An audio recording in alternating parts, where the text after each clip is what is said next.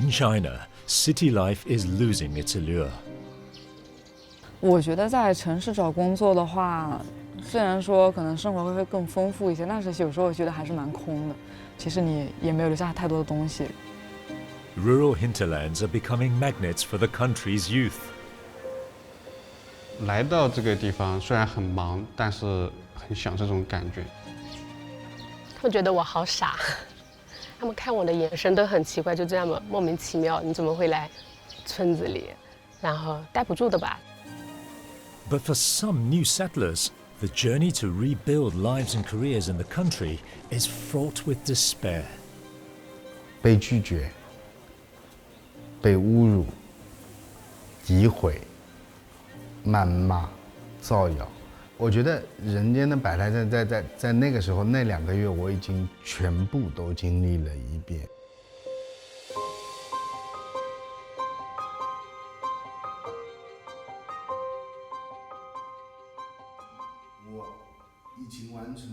Within these walls, a revolution is brewing. These 20-something-year-olds have ditched the promise of cushy careers in the city for a fresh start in the countryside. Part of a very recent trend of urban to rural migration in China, once unimaginable half a decade ago. 支持这个观点的举个手。然后呢？ It's a reverse of patterns from the past, where an exodus to the cities had made rural villages like these desolate and forgotten, with few skilled workers remaining. But China's rural landscapes are transforming.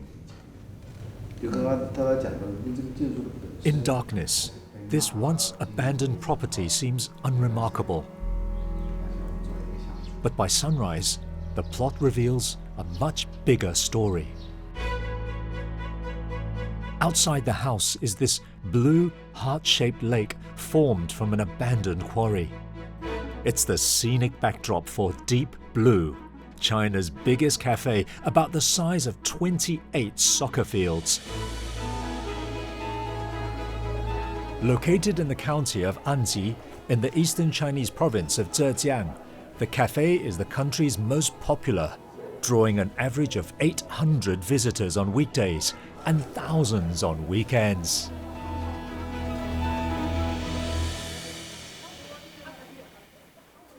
我们当时设计的一个入口就是这样子斜的方向，然后入口设计的比较小，是因为我们希望游客一进到这个入口就有一种豁然开朗的感觉，就觉得这个湖真的好壮观，给他们一种比较反差的感觉。我们一开始可能就只有这样的一个平台，然后也是不可以下去的，所以大家的活动范围可能就只是在这个平台上可以拍到对面的山景，但是他们是不可以下去的。我们当时想着是，不要做一些永久的建筑，也不要大投入。我们想着说，如果到时候不让我们做了，我们可以就是轻资产运营嘛，就是到时候这些东西我们都可以搬到另外的地方去。Deep Blue has been in business for 2 years, but it's already become a case study for China's rural leaders keen to turn their villages into travel hotspots.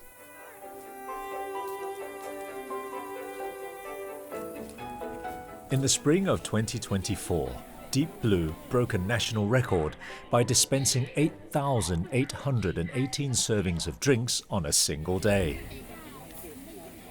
The secret of its success? The 50-odd photo spots scattered across its terrain. 这幢老旧的房子，它的这个窗户为主。其实我们当时打造了很多个场景，但我们也没有想到，就是最后会火的是这个窗子，所以我们觉得没有必要去改这些建筑，因为它本身就已经给你留好这些取景框。你就算再照的话，你的图纸也不可能1:1完全复刻这些位置，所以我们就想说，还是保留它原来旧旧的味道。At 29 years old, Gu Pingling is one of the oldest members in the Deep Blue team. Trained in landscape architecture, she was initially hired to design a campground. But back then, the Deep Blue site was a dump. In the 1990s, Anji was a hotbed of quarrying activities. The mountains here were rich in high-quality limestone. and villagers made their fortune by working for the 200 mining companies that operated here. They hollowed the mountains and tainted the water and air. In the early 2000s, mining activities ground to a halt in a bid by the government to save the environment. 31-year-old Cheng Shuoqing is Pingling's boss and the brains behind Deep Blue. In April 2022, he won approval to build the campground that Pingling had designed, but was strapped for cash. So, he hatched a plan to raise funds by organizing a pop-up coffee event. He had just 18 days to make it happen, in time for China's May Day Golden Week holidays. 因为我们在做这个事情的时候，我已经将近有1年是没有整个收入来源。我把房子抵押了，我把车卖了，来做这样的事情。那当时我们就团队商量，就是说我们5月1号得回点血吧，得挣点钱吧。在这样的基础下，18天的时间，我们来做的这个事情。那18天里面，我们所有的合伙人都跟我吵架，跟我闹。然后我跟他们说，我说这18天里面你们都听我的，18天过后我一个一个来向你们道歉。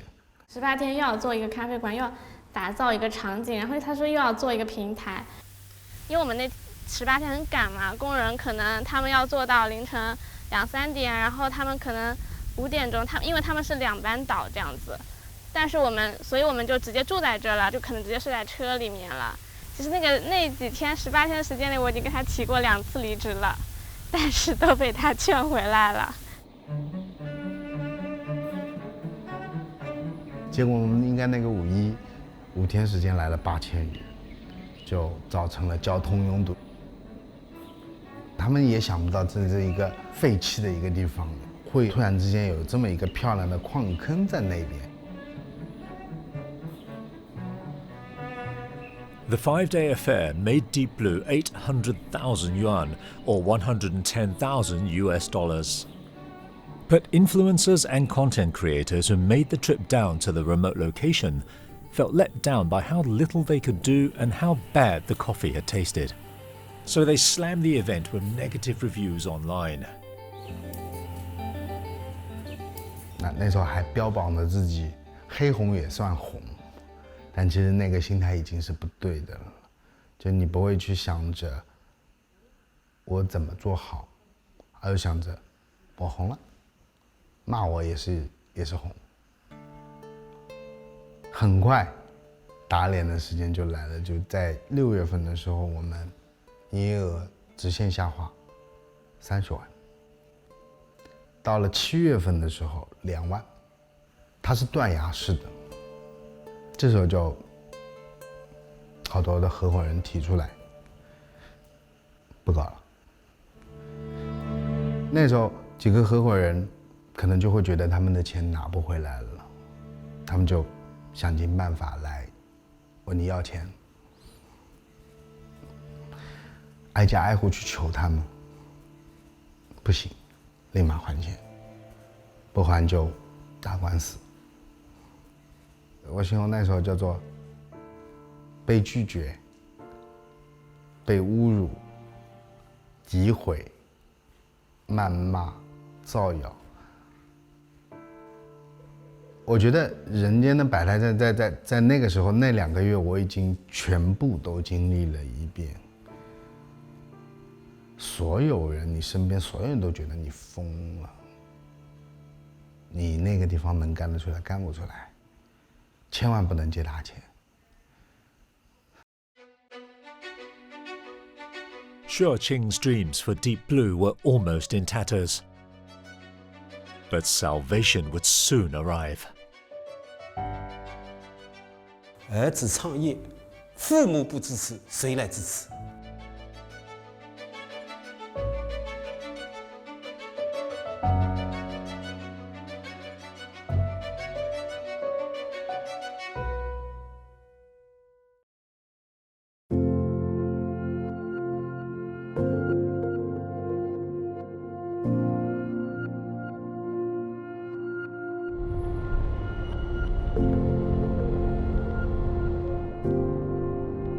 It was 2 years ago when Cheng Shuoqing first set his sights on building a business empire in Anji.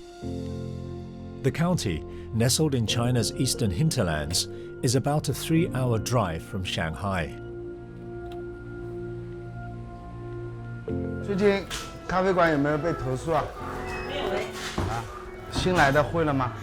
会。你现在咖啡会做了吗？会做了。帮我做一杯，用这个杯子，做一杯冰美式。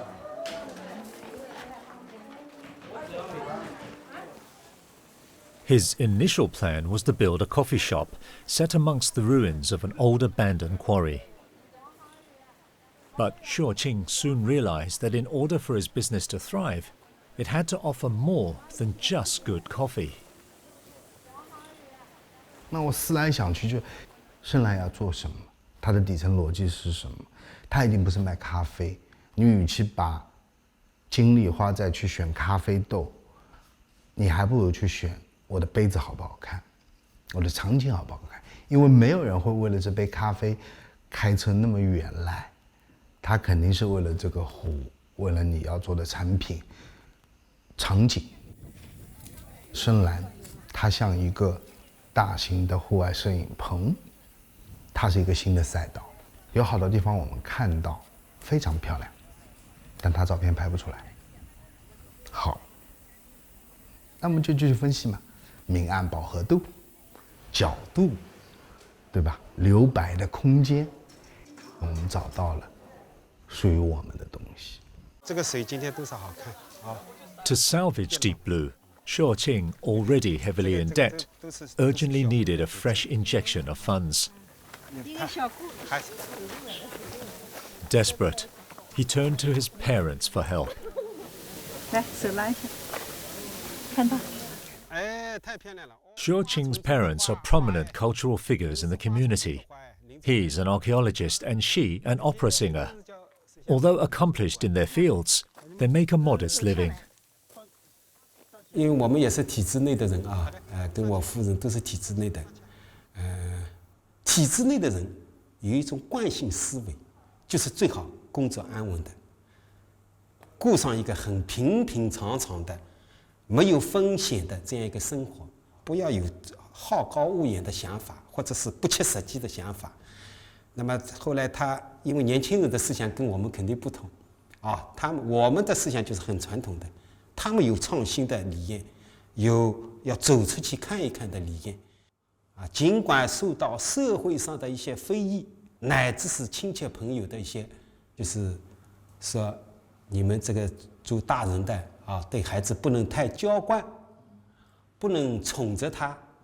但是我跟他妈妈就在想，儿子创业，父母不支持，谁来支持？传统行业啊，很难做。 对吧？也需要投入大量的资金、大量的精力。像这个新业态的东西呢，投入少，对吧？那么可能现在也符合我们很多人的，特别是崇尚自然、崇尚乡村这样的趋势也好。那么他跟我商量，跟他妈妈商量，他说我想做这个。我们两个就是这样开明的，只要你想好的东西，我们就支持。那边。 Despite his reservations, Shuoqing's father took out a bank loan of 700,000 yuan or $96,000 US to help his son clear his debts and remake Deep Blue. 我大概是8月份借到的钱，然后在8月开始进行改造，然后到9月份天气也没那么热了。 然后呢，这个窗口呢，慢慢的靠你朋友圈的那些传播，就慢慢的会有人来了，来了1个传播了10个，10个来了传播了100个。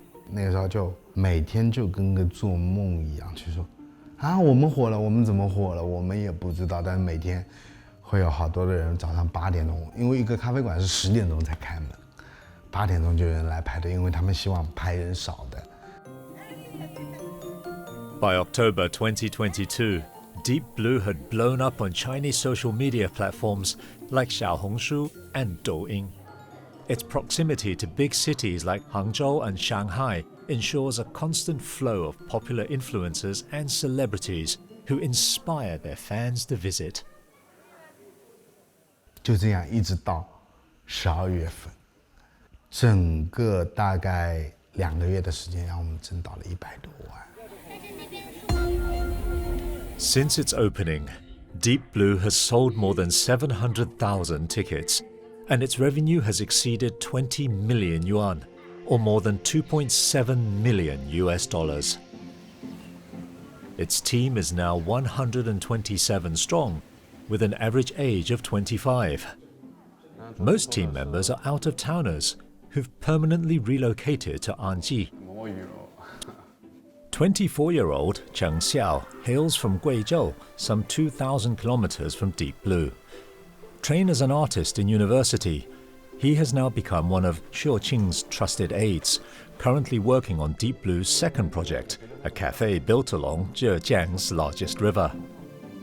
一开始的时候，我以为是会有一个团队在带走流水线路流程的这样的形式，他一来之后发现就是没有给我们安排任务。一开始的时候，就我们自己去找活干。你有什么好的想法，你来，然后给你。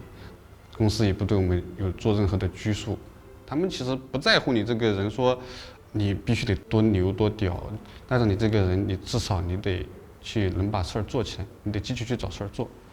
回到农村，如果想做的话，你可以每天24小时你是不睡觉，你做不完这个事情。没有他们想象的那么说，哦，你回来你就躺平。来到这个地方虽然很忙，但是很享受这种感觉，因为在这当中，我不断的去获得更多的那些内容和学了很多东西，对，让我成长得很快。我们在短短的2个月之内，我们就收到了将近1000多份简历。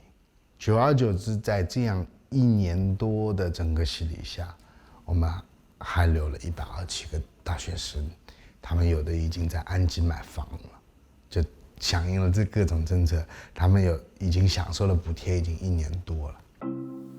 可能我们从小到大一直在被受的教育，你得要去赚钱，你得成家立业，你得要当大老板。但是这帮00后，他们就告诉我，人生一定不是这样的。我为自由，我有自己的想法，不是那种追着钱在走的。很多的企业他不招大学生，他觉得大学生没经验，就城市很难卷。但是乡村又是一片沃土，好多的乡村能起来，就是靠一帮大学生，他把那些天马行空的想法放在稻田里，放在山涧里，放在山林当中，变成了一个作品，那不就好了吗？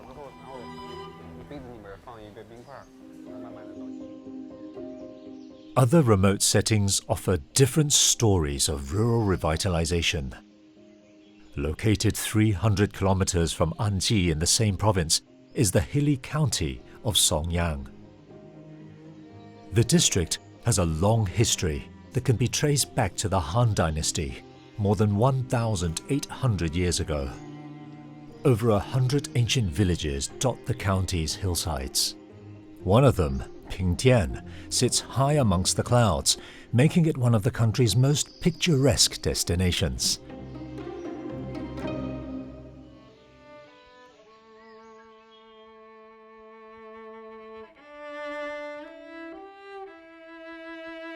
Hua Yujue graduated a year ago from the prestigious Guangxi Arts University. She returned home to the county where she spent her childhood, 1,600 kilometers away, to work as a housekeeper at one of Pingtian's boutique resorts. 我当初可能也是，只是抱着基础的民宿管家的工作过来，后面呢，感觉能发挥的地方还蛮多的。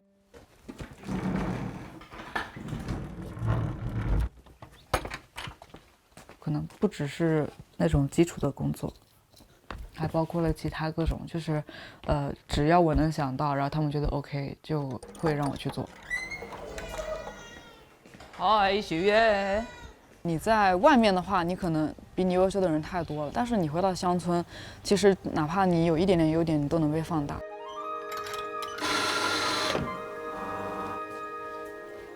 Yijie is among an increasing number of Chinese youths who find the prospect of rural life attractive.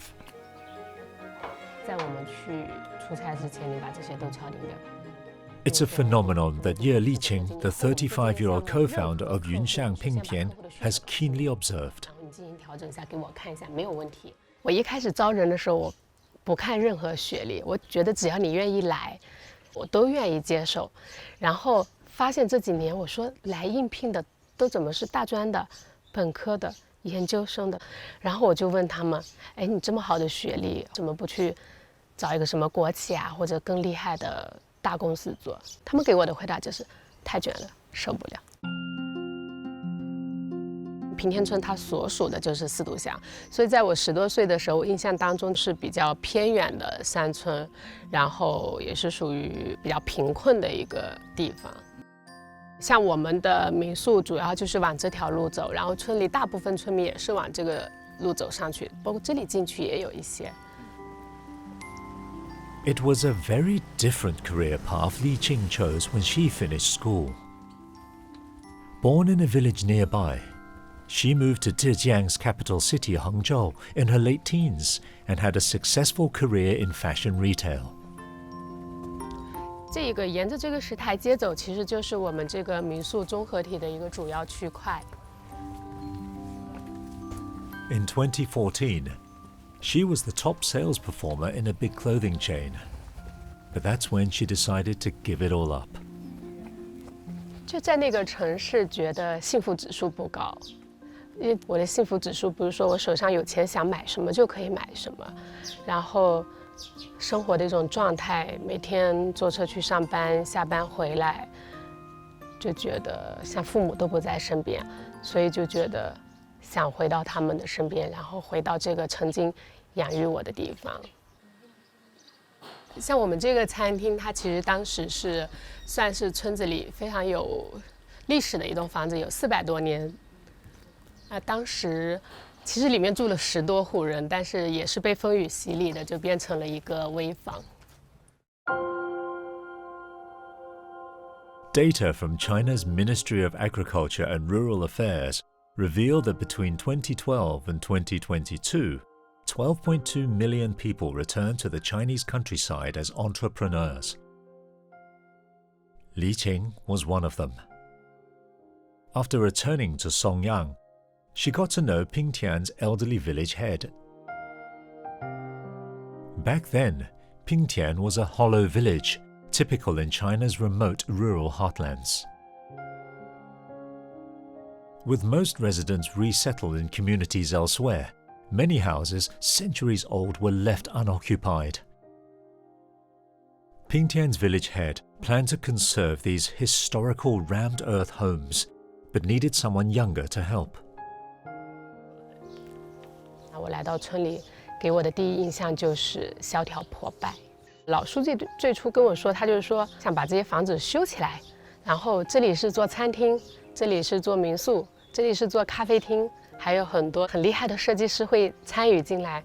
到时候你也来这里上班，那我就幻想了一下，就是其实内心是给自己泼了凉水的，我觉得不太可能吧。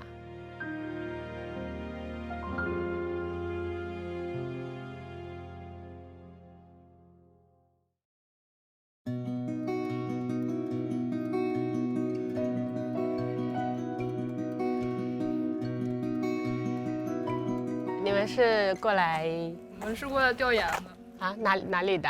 我们是那个高校的，哪个学校？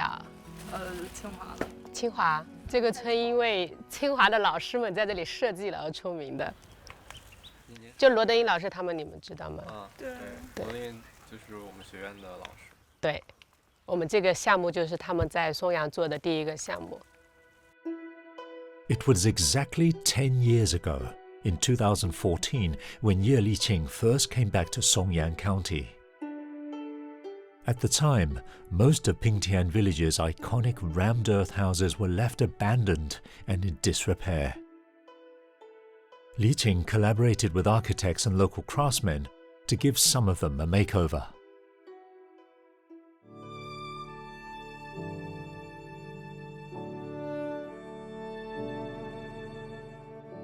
At the end of 2015, restoration on these historical houses was complete and converted into lodgings for the Yunshan Pingtian Resort.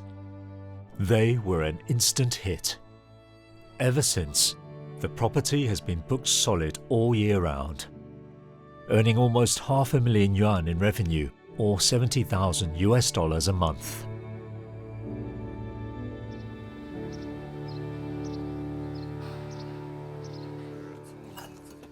村民自己住，所以其实当时都是闲置房，包括刚才看的餐厅都很破败的。因为他们在城里可能租了房子啊，或者买了房子，这个房子就闲置在这里。因为以前的政策是 Over 8 years, Yunshan Pingtian has restored altogether 30 old houses and expanded to include spaces for art exhibitions and traditional craft workshops. It's won architectural awards, both at home and overseas, and its development model has been used as a case study for other villages seeking to emulate its success. The annual earnings of the business have reached 8 million yuan, or $1.1 million.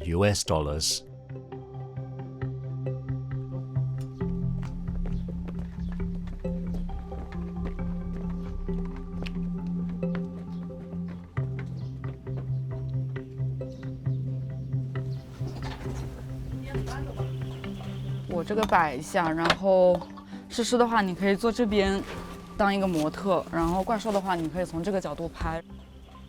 我这边开始冲，然后你就拍这个手冲的特写就好了。开始喽，开始喽，来吧，来吧。但是一个项目，如果你就说几间民宿落地在那里，它要走得更长久，还是蛮难的。那如果有更多的年轻人加入，他们可以从不同的载体，比如说做活动、艺术创作、做音乐，去那个空间去呈现这个，给这个民宿做一个定位，那可能它的发展会更好。但是这个不是说当地的这些老百姓可以完成，可能是需要更多年轻人加入才能完成的。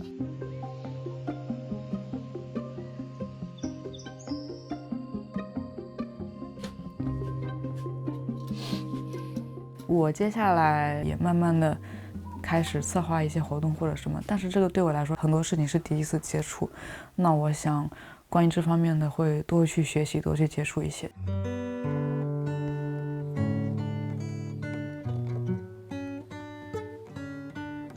对我来说就是能更实现我内心很多新奇的想法的吧，就是我觉得这里是怎么样是比较好玩的，那我带给大家、带给游客、带给客人，他们怎么玩会比较好玩，把我的感受传递给他们。其实现在的收入跟我预期的是差不多的，因为本身在这里其实已经是包吃包住了。可能如果我在外面的话，哪怕我收入再高，但是我依旧还是要去交房租，然后吃饭。但是在这边的话，不需要考虑这些问题，所以权衡下来，其实跟我在外面也差不多。我觉得只要有年轻人来就是好事情，那不管他能待多久，1个月、2个月、3个月都行。我觉得在疫情之后，就可能大家觉得乡村，一个是生活环境、自然环境，另外一个是确实可能平台或者起点会更容易一些。其实这几年在城里，他们工作，他的下岗率或者他被辞率也非常高，而且非常非常卷。但是来村子里，你可能只要能静得下心，能待得住，你哪怕有一技之长，你会做一些手做的，可能我给你一个空间，你都可以做工作室，就是可以低成本的去创业做一个事情。Yunshan Pingtian's success has set the stage for a surge in tourism at Songyang County. Residents in the area have begun turning their homes into guest houses, Li Qing's parents included. Hello， 欢迎来到我家。是我很好奇，怎么来到了一个民宿？那云朵民宿其实也就是我自己的房子，因为日常，是我爸爸妈妈在打理的。那我们把空出来的一个部分拿来做民宿，对外开放。我们现在这个民宿所处的位置是松阳县的应该说是城区，也是一个村子啊。距离我工作的云上平天其实有20多公里，我的车程需要30分钟。Li Jing's hard work after moving back to Songyang has paid off. It's allowed her to give her family a better life. But the long hours and regular trips out of town mean less family time.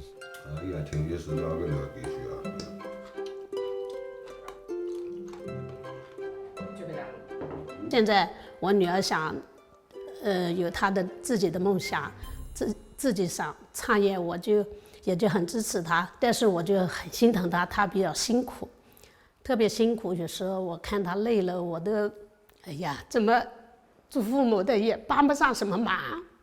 我想，有时候的亲戚朋友在我面前夸我女儿说怎么这么优秀的时候，但是我内心是很开心的，但是对她来说我还是很愧疚的，因为她太累了，也是，她也都是通过她自己努力再到今天这个成绩。其实关于当初，包括最重要的一个决定，可能就是说回到松阳，回到家里，可以陪他们的时间更多。然后没想到，我觉得比以前还要夸张，就是包括项目陆续开始的时候，每天早出晚归，有些时候回来他们都休息了，或者回来的时候我已经累得不想跟他们做一些多的沟通。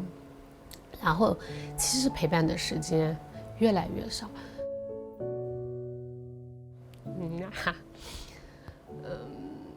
其实我觉得人生是很简单的，就是你想要什么，你要给自己什么，或者你要给你的父母什么，你有没有能力给他们什么？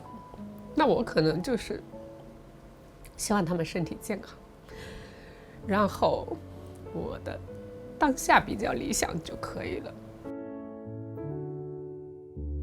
其实我对我现在的生活状态还是，我觉得幸福指数挺好，也很满意。就想回家的时候不住在民宿里，爸爸妈妈都在家里，然后有时间，我妈有些时候发个信息，家里炖了老母鸡汤，有没有时间回来喝？那我可能有时间就回来，没时间她就会等着你明天或者后天回来喝。所以我觉得现在的状态还是挺理想的。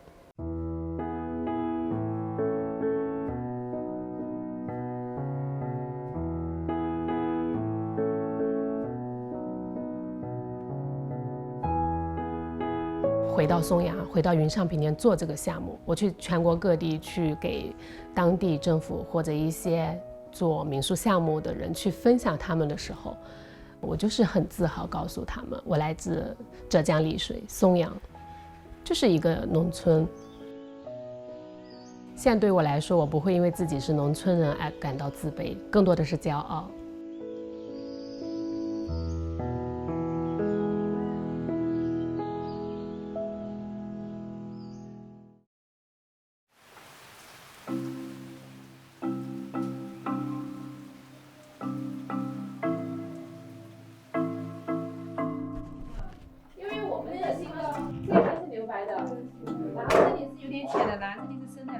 那个界面窄一点，宽一点，就这样子吗？对，这里收一下，大概打个结吧，不然它会散。 32-year-old Luo Dan is an indigo dye artisan based in Sichuan, one of China's western provinces. She is one of many artists who have established studios in Mingyue village. Once a poor farming community, Mingyue is now a hotbed of rural craft production. 可以吗？可以，我看你下面留多少。那你等会伸手就很少哟，你可以再染一点。可以再染。对。老师，我们还泡多久？1分钟。第一个是1分钟的嘛？差不多，再丢下去。对，泡5分钟。好，现在就是有一个底色的浅蓝色，我们在这个浅蓝色基础上再去加一层深的。Natural indigo dye has a long history in China, dating back to the Qin and Han dynasties, some 2,000 years ago. But up until recently, few young people show interest in learning the labor-intensive techniques of the craft.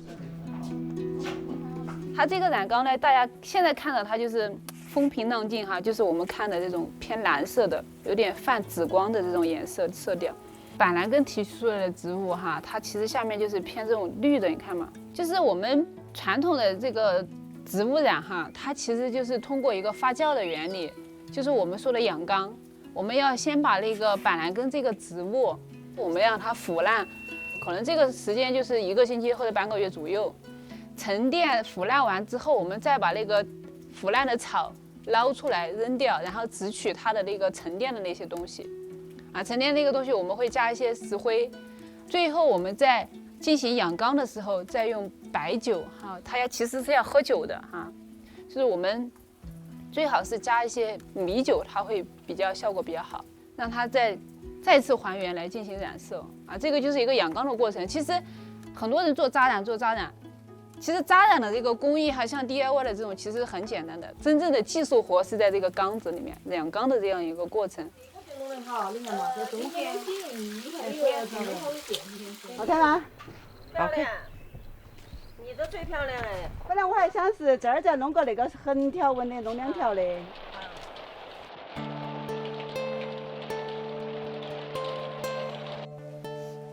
Before returning to Mingyue village, Luo Dan once chased dreams of being a designer in Hongjiao's fashion industry after graduating from university. But a career in the industry wasn't all it was made out to be. 就是我们刚开始初茅庐，可能理解的这种设计，就是更多的是发表你设计师自己的一个完全的想法，或者是说你的一个 idea。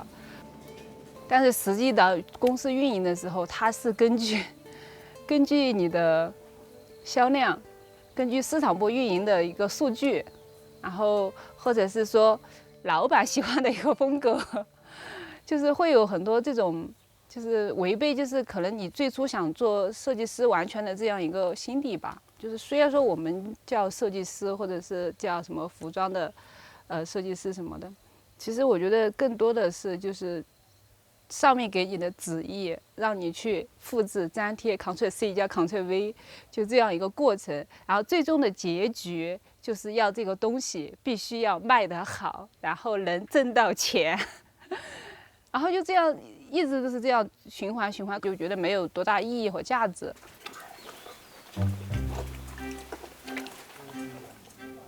After leaving her job in Hongjiao, Luo Dan moved back to her hometown. She quickly developed a passion for indigo dyeing when she apprenticed with a senior artisan in the village. Her background in fashion design proved a bonus. 因为我们以前做的都是一些化学染、化工印染的东西，然后就是我才知道，在我们的传统染织里面有这么多的这种技艺嘛，就是非遗的这种文化传承嘛。然后才深入的去了解了这些东西。回村创业也有大概6、7年的时间了。所以说我们刚开始创业，其实也是花了比较少的钱，然后就做起来了，就先做了。那个时候我们都没有怎么去对外做宣传或怎么样，我们自身的品牌 IP 还没有做起来，但是会有自然的一些，就是冲着明月村这样的一个大 IP 的一个村落的这个流量。就是来到这里游玩的，就是我们那个时候，这个地都还没有找平，然后其实我们就在接团队了，因为那个时候17、18、19那个时候真的是整个中国的经济都是在膨胀的一个状态吧，我觉得就是，我可能就刚好踩在了那个风口那个点，然后就那个时候生意还是挺好的，那个时候就是。根本就不用愁生意，就是那种感觉，就是会有觉得，哎呀，我不用那个都会有人来，我钱其实也不是说挣得非常多，但我至少我，过得下去，我觉得是很满足的。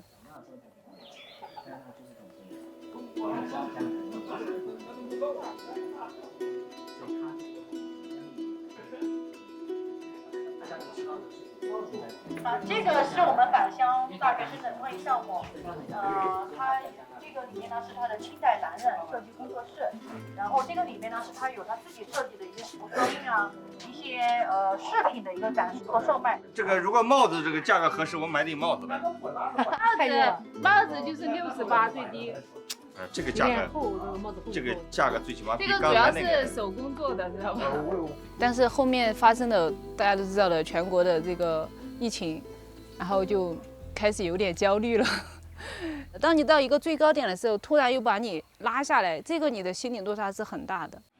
你是本地人吗？还是本地的。 Slowdown in the economy since the pandemic has cut Luodan's earnings by at least half.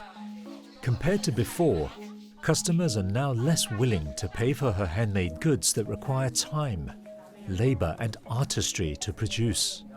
你的东西啊，这个挺好的，但是有一个特点就是太贵。不贵啊，这多少钱？好的东西都5块钱贵啊。这是5块钱啊。 5块钱呀，5块钱成本都不够。 8块。 3个5块也不中。这种多少钱？没有那么贵吧？那个也是138。这也是138。这个不是，这个几十块钱。哎呦，几十啊？78。哎呦，78，这火车站5块钱都买到。不可能。 The dipping earnings stirs memories of old clashes with her parents. They are a farming family. Mum and Dad didn't want Luodan to trade the stability of a career in the city for the uncertainty of running a business in the countryside. 他们是强烈反对的，因为我回来我说我要在乡坝头待嘛，就是他们就觉得好像我应该去大城市的打拼一下嘛，因为毕竟他们那个年代的人，他们供一个大学生出来，而且我是学艺术的，学艺术是非常花钱的，就是比普通的高考生他会有多一笔费用，或者就是他的学费会比普通的要高一些，所以说他们觉得，他们付出的东西没有看到回报，没有就是好像就他们觉得自己的付出白付出了，就这种感觉。 That was 7 years ago. Luodan and her parents have since mended ties.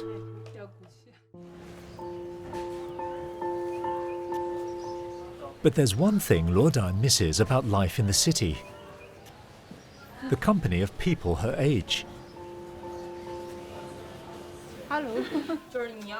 That's an aspect of rural life that's slowly changing as more young people return to not just Mingyue, but villages and towns nearby. Earlier this year, together with a few other recent settlers in the area, Luodan set up a social club for like-minded folks. 像以前我们刚回来的时候，哪里去找年轻人，你就自己玩嘛。现在多多少少还有一些愿意，就是说大家凑在一起碰一下、玩一下这种，然后这种氛围我觉得是挺好的，更有意义吧。我觉得跟更多的青年在一起的话，就是人生的一些阅历和一些知识会更丰富一些。就是其实现在的年轻人如果不考虑小孩和教育、医疗这2个大问题的话，很多年轻人愿意回到乡村的。其实就像如果你有一个很严重的疾病或怎么样的，那你说你在乡村你能得到有效的医治，那是不现实的。还有就是小孩的教育问题，那乡镇的学校的体制的教师的配比和你大城市学校老师的这种配比肯定还是不太一样的。如果年轻人想要在农村干一番大事业的话，也可以做很多的事情，因为你的投入成本会比城里面会低很多。因为大部分刚毕业的学生，你说他能有多少积蓄？就是说你在乡村里面，你可能花个20万，你就能创业做一个事情了。但是在城里面，你可能要花40万或者是60万才能做一个事情。这个就是一个很先天的一个有利条件嘛，在乡村。From reinventing the cafe scene to opening up resorts and rejuvenating heritage crafts, more Chinese youth are returning to the countryside to fulfill their dreams. As development accelerates across rural China, even more of the country's nearly 500,000 villages are pulling out all the stops to draw young people in. It remains to be seen whether this trend of urban-rural migration of youth can be sustained. What's certain is that attitudes are changing, with new settlers already injecting much-needed vibrancy into the rural landscape.